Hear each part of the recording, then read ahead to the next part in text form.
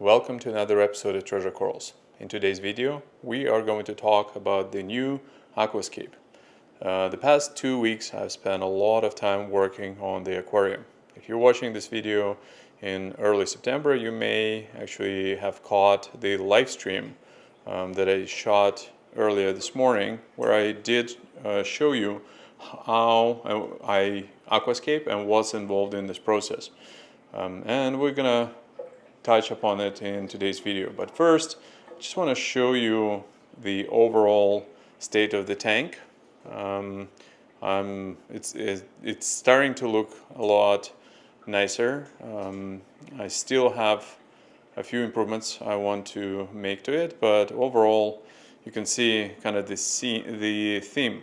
I've got softies, primarily LPS on the right and the left of the tank, where there is less light. So right now this is lit by blades, and it's aqua illumination blade.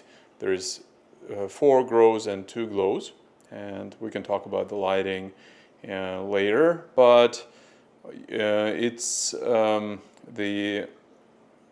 the lighting on the right and the left of the tank is clearly lower than in the middle, just because this is a 7-foot tank, just a little bit over 7 feet, and the lighting is just under 6 feet. But that's still fine, and some of the torches that I've had on the left side of the tank have been there for a while, and they are looking pretty good.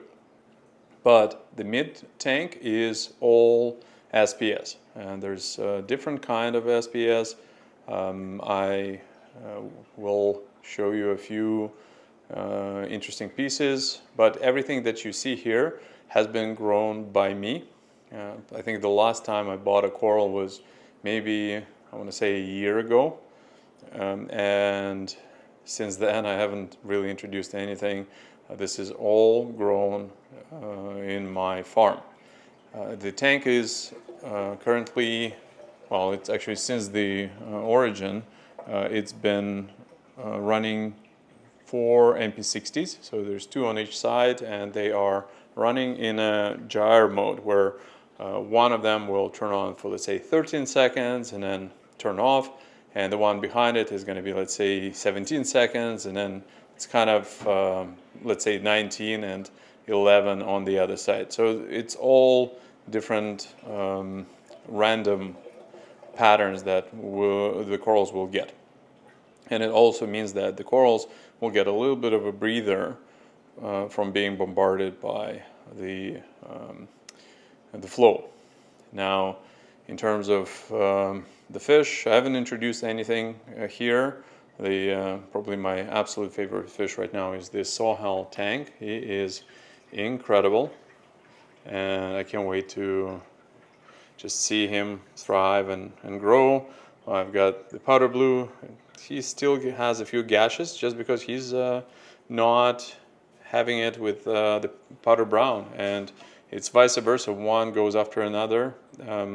I've been feeding a lot more, and I think the powder blue is a lot happier now, and he's kind of put on some weight back, but I still have ways to go with him.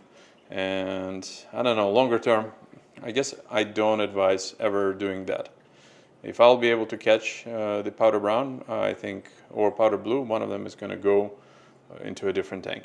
But it's easier said than done. Now, the main point of today's video is to talk about the aquascape. And while everything appears to be like one rock structure, it is deceiving. Every one of those rocks is a separate piece, and I am able to move any coral from one rock onto another. Everything is attached using little rods, little pegs, and that allows me, first of all, move things where I want them so that things are not touching. Also, I can monitor the lighting, I can monitor the flow, and just kind of find the ultimate places for each coral. I've also tried to not have, all the green corals in one rock, so everything is kind of spread out. I think I can do maybe a little bit better job in the future, but right now the tank is still a little bit murky. There's still things settling in. As you can see, there's a little bit of slime. That is because I've been moving all of these corals. I probably spent my whole Sunday on these corals, but I think the results are pretty nice. So I'm definitely happy with that. And there is some really nice coral here. There's the fox flame right in here. Keep in mind this is under 10K lighting, so everything is not going to look at its best. The tank looks best in the evening. And you know, you've got the orange passion right in there in the back, and wildfire, and Marvin the Martian. So you name it. There's tons of corals. Again, that everything I've grown from tiny frags. And the torches are on the left and the right. And I've got the anemone over here, where you have the clowns hosting in it. Now, I've never kept zoanthids, but finally I decided to take a plunge, and oh, this is the only zoanthid I have right now. I have no idea what species it is. I think I may have another 1 or 2 frags, but for whatever reason, I've never, in 15 years of keeping coral, I've never been a zoanthid guy. I was always afraid of them and never kept them, but you know what? I might give it a try and see what the fuss is all about. I respect a lot of folks that enjoy keeping those corals, so we'll see. Now, I guess the lighting, I did promise to mention a few things about it. For those of you who are watching the video and new to the channel, you may not know that my lighting is featured in Aqua Illumination Signature Series. And as you can see, I've got 4 grows and 2 glows. Now, right now I've raised them a lot higher just because I've been working on the tank and I cannot get in, but I'll lower it down significantly later because I hope that I won't have to do as much work on the tank going forward.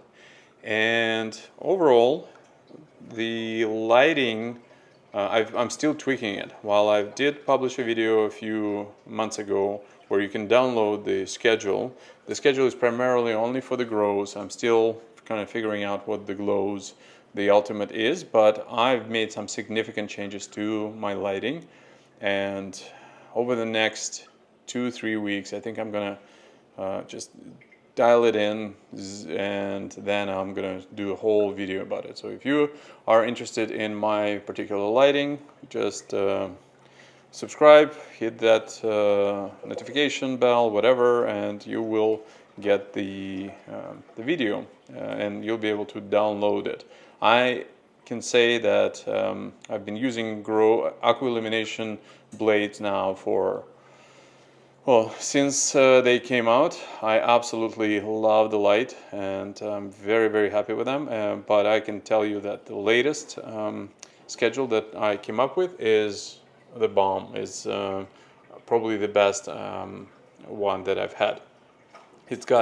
It's a mixture of 3 different color spectrums and time periods, and I'll geek out and explain the whole rationale about this.